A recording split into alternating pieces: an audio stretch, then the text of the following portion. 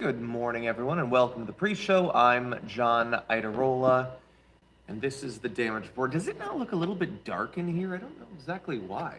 I feel like the conditions should be pretty much the same, but anyway, hello.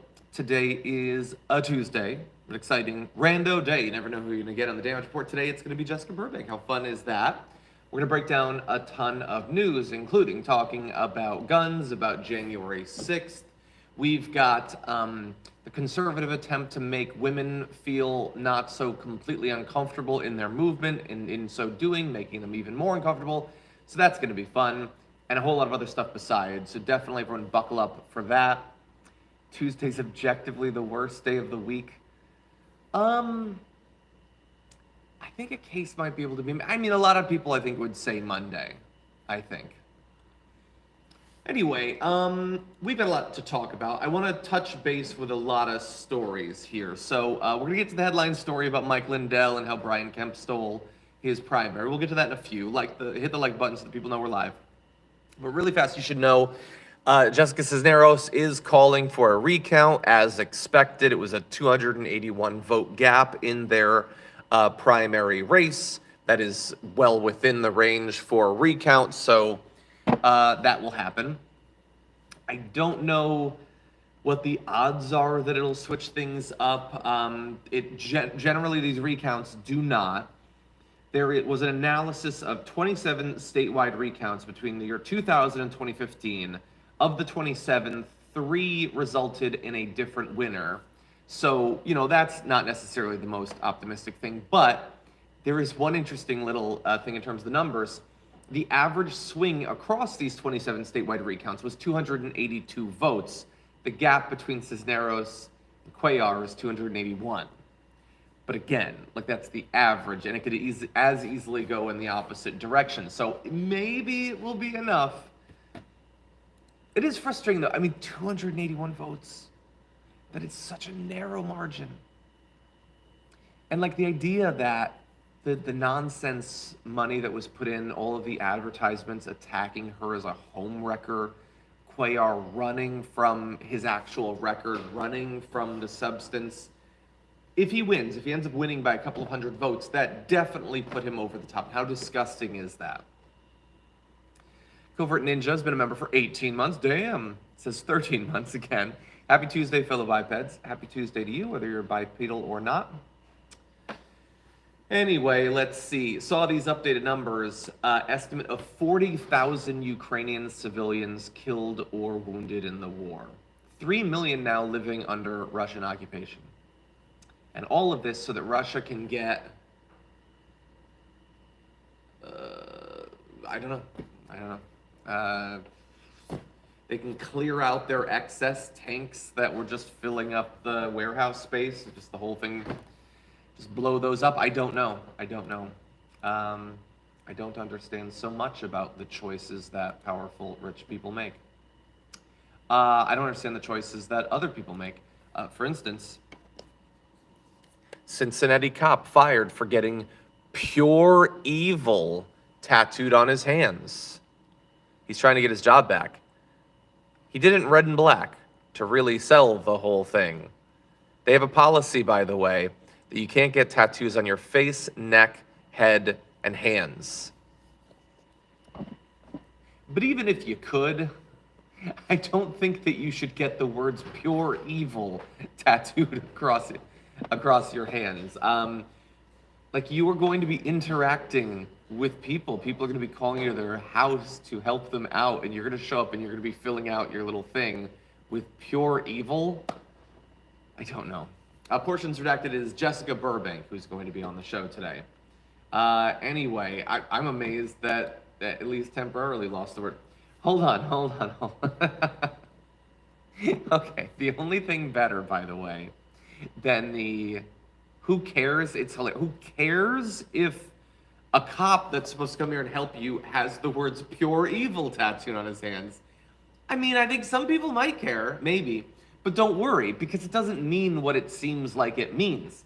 He said, like all of his tattoos, his hand tattoo has a personal message to him, and the words pure evil should not be observed as one message.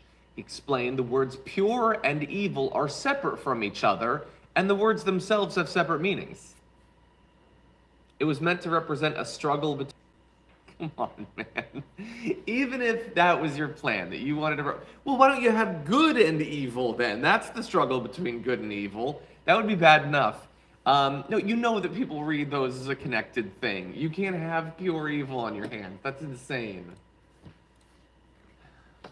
Look, obviously it's less consequential than the actual pure evil that they engage in, but anyway, you've hello Jerry on my knuckles. See, I get that reference. I do get that reference.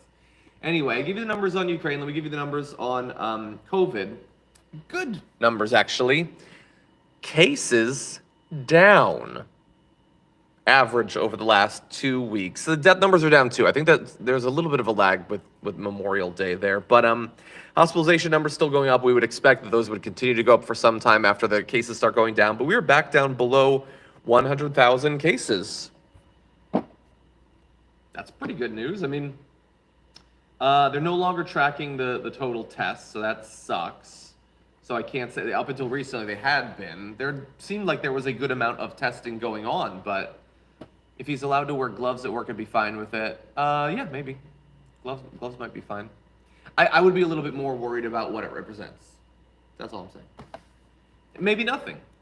But when it comes to a cop, you know, like for instance, if a surgeon had the words "don't shower" in his hands, like there are specific things that interact with your job in a thing, like ignore truth on my hands. Like, that would be weird if I had that, right?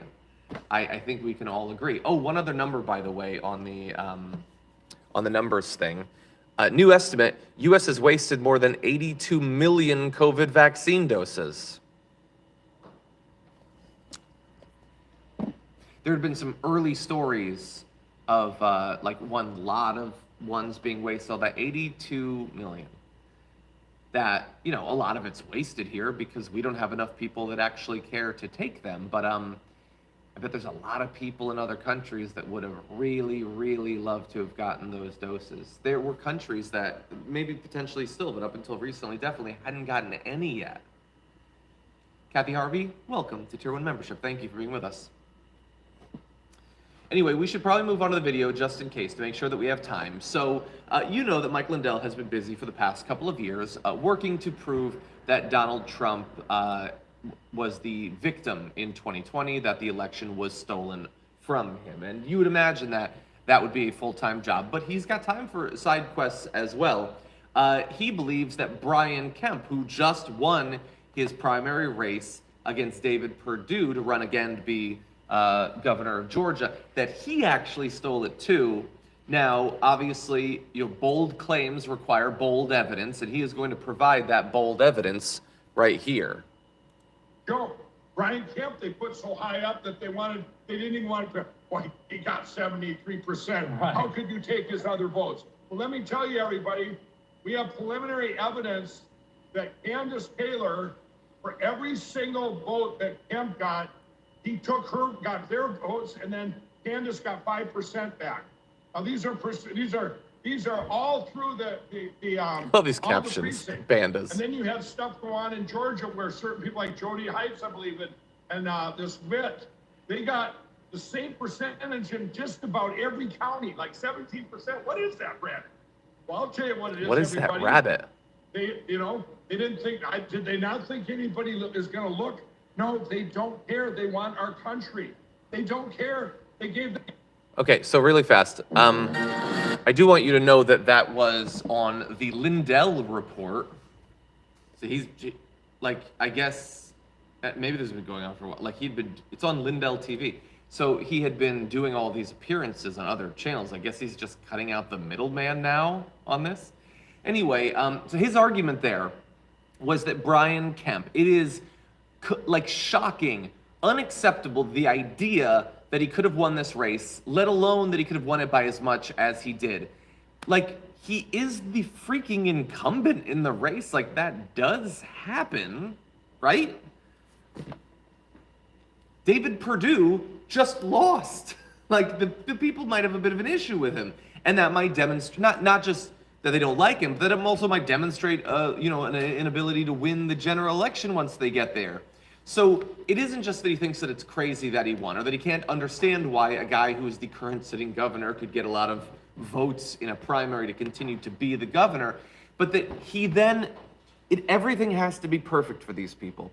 It isn't just that Brian Kemp didn't actually legitimately win, and that it's so obvious, but that also it's Candace Taylor who got robbed there.